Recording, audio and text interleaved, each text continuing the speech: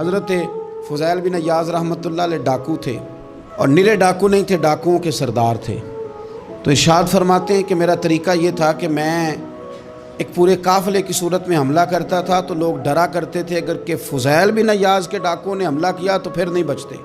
ایک دن گزر رہا تھا تو ایک قاری صاحب آیت پڑھ رہے تھے، لا تقنطوا من رحمت اللہ، اللہ کی رحمت سے کبھی نا امید نہ ہونا، ان اللہ یغفر الذنوب جمیعا، بے شک وہ سارے ہی گناہ معاف کر دے گا۔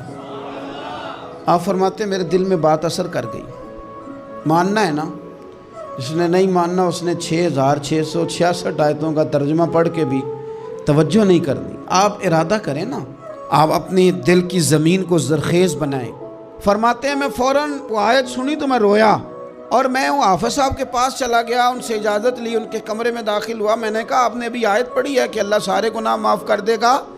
تو جس بندے نے کئی سال ڈاکے ڈالے ہوں، بیٹیاں روتی رہتی ہوں پر وہ مال لے کے آ گیا ہو، مائیں واسطے دیتی رہتی ہوں پر وہ لوٹ کے نکل آیا ہو، اب جی اگر وہ بندہ بھی سچے دل سے توبہ کرے تو اللہ معاف کر دیتا ہے۔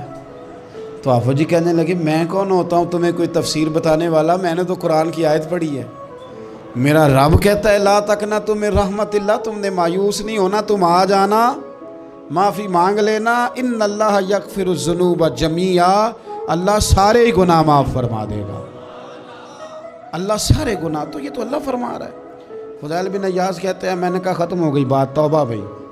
واپس آیا تو وہ میرے ساتھ جو تھے نا ان سے میں نے کہا سردار نیا تلاش کر لو بھائی۔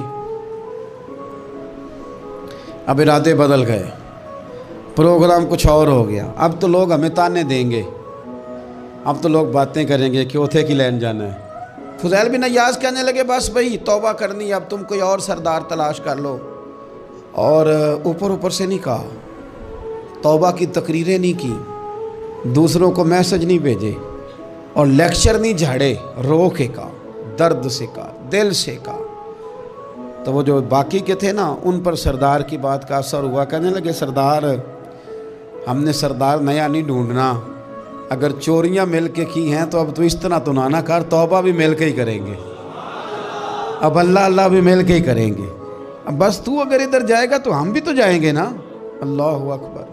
فضیل بن عیاض کہتے ہیں ظاہر ہے مال لوٹا کرتے تھے، میں نے مسئلہ پوچھا علماء سے تو انہوں نے بتایا کہ یہ تو حقوق العباد کا مسئلہ ہے، جو لوٹا ہے وہ تو واپس کرنا ہی پڑے گا۔